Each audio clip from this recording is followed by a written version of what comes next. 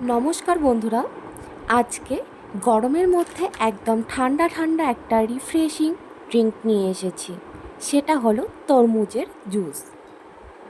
খুব সহজেই তোমরা এটা বাড়িতে বানিয়ে নিতে পারবে, কোনো রকম উপকরণ ছাড়াই। তো বন্ধুরা, কেমন আছো তোমরা সবাই? আশা করছি ভালো আছো। আর তোমাদের ওইদিকে কীরকম গরম পড়েছে আমাকে কমেন্টে জানিও। আমি হলাম তিথি, আর তিথি রান্নাঘরে তোমাদের জানাই স্বাগত। আমাদের এখানে ভীষণ গরম পড়েছে, তাই আজকে আমি এই তরমুজের জুসটা বানালাম আর তোমাদের সাথে শেয়ার করলাম।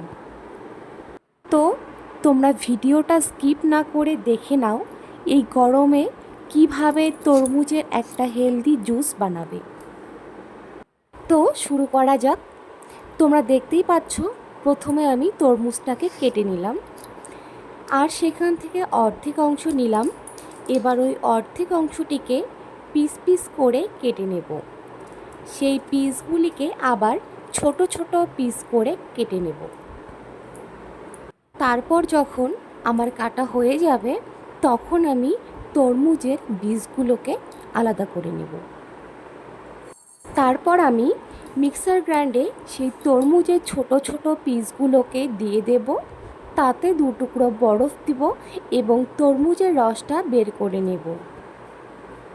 তারপর যখন রসটা হয়ে যাবে, তখন আমি একটা গ্লাসে তরমুজের রসটা ঢেলে নেব এবং সেখানে কিছুটা জলজিরে মিশিয়ে আর 1 টুকরো বরফ দিয়ে ঘেঁটে নিলেই রেডি আমার হেলদি তরমুজের জুস।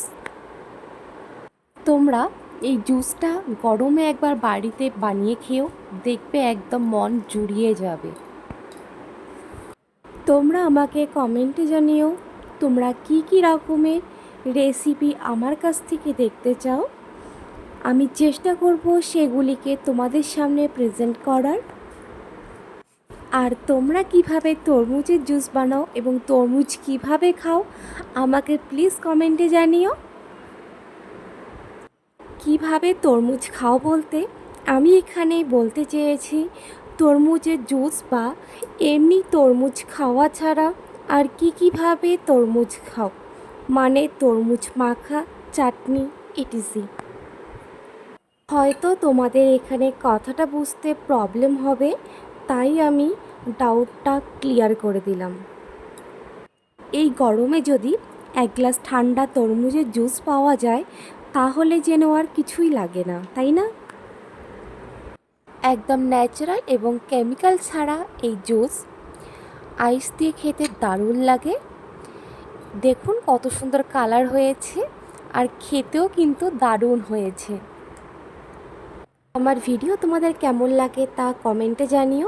যদি ভালো লাগে লাইক করে দিও, পারলে বন্ধুদের সঙ্গে শেয়ার করে দিও। আর এই রকম ভিডিও পেতে চ্যানেলটি সাবস্ক্রাইব করে রেখো। আজ এখানেই শেষ করছি, দেখা হচ্ছে পরের ভিডিওতে। সবাই ভালো থেকো, সুস্থ থেকো।